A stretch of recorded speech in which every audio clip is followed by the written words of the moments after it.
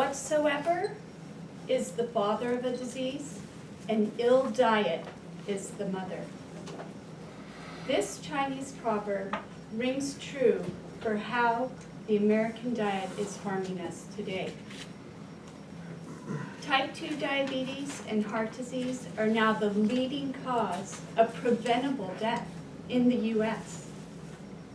There are many ingredients in our convenient, prepackaged, flavorized, colorized foods that can cause disease. And today, I'm going to be talking about one of the main culprits, sugar. I will tell you why something so sweet can be so bad for us. And I will give you 3 simple ways to help reduce your sugar consumption. So let's take a look at sugar. How many of you have a sweet tooth? Yes, I see that, Mom. Yes, so we have some drive-thrus in Starbucks getting the Frappuccinos. You know, it's not surprising because we are biologically programmed to like sweets. Our ancestors knew that if a food was sweet, it wasn't poisonous.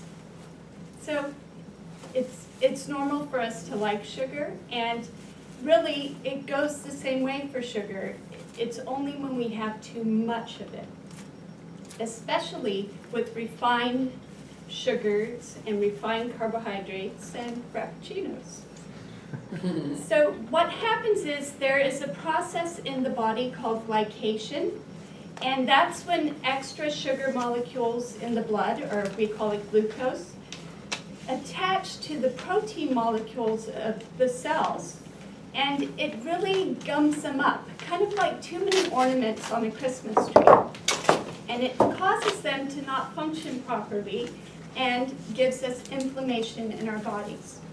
Interestingly, glycation, the end product of it is called advanced glycation end products, which short means ages, or that's the acronym for it. I thought that was interesting as a longevity lady. So glycation in the body can cause plaque in the arteries. It can cause saggy skin and stiff, achy joints, cataracts, loss of elasticity in the lungs, and blood pressure disturbances, nerve damage. It can also cause diabetes and other chronic degenerative conditions like Parkinson's or Alzheimer's. Yikes. So how much sugar is too much? Well, the American Heart Association recommends that we have this little one, 6 teaspoons of sugar a day. That would be for women. Men get a little bit more. It's always like that. 9 teaspoons. So 6 teaspoons, 9 teaspoons. This is what the average American is eating every day. 22 teaspoons of sugar. So think of that. That is like a spoonful of sugar every hour of the day, almost. And that's about half a pound of sugar in one day. If you want to help your body stay young and healthy, you have to reduce the sugar intake. And I'm going to give you those 3 ways to do it. So the first and easiest way is to eat real wholesome foods. That means foods that are not in a box or a can, particularly a soda can. Just in case you didn't know, 1 can of soda is 9 teaspoons of sugar. So that blows your allotment right there.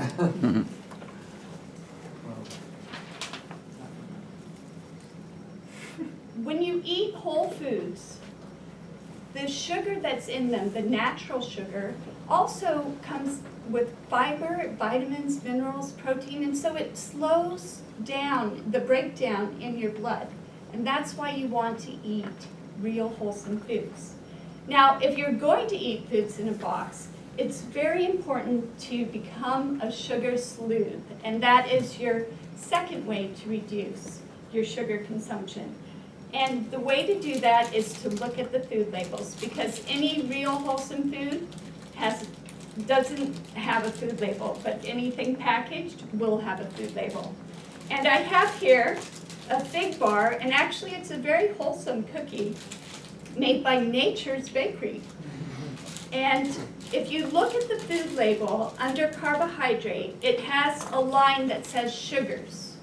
And the sugars in this product are 10 grams. But is that per serving? I don't know. You have to look at the serving. The serving size is 2 cookies. So yes, 10 grams would be this whole packet.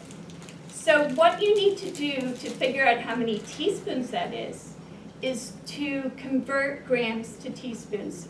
1 teaspoon of sugar has 4 grams of carbohydrate. So if you take the 10, divide it by 4, that gives you 2.5 teaspoons of sugar for your wholesome cookies. That's half of my sugar intake for the day. So it adds up very quickly. Now, if doing math is too hard for you, you can just look at the label, and here's a sweet tip. If sugar is one of the first 3 ingredients, consider it dessert. And speaking of desserts, I'd like to talk about my third way to reduce sugar, and that is to follow the 3-bite rule. My grandmother loved her sweets, but she always said just a few bites is enough. And that is the 3-bite rule. Share that gooey chocolate brownie or caramel eggnog tart that's coming up for the holidays with somebody and have just 3 bites. So now you have 3 simple ways that you can reduce this major ager to your body and help your health. Mary Poppins sang, "Just a spoonful of sugar helps the medicine go down." Well, wouldn't it be more delightful if 1 spoonful of sugar made you not take any medicine down? Mr. Coach.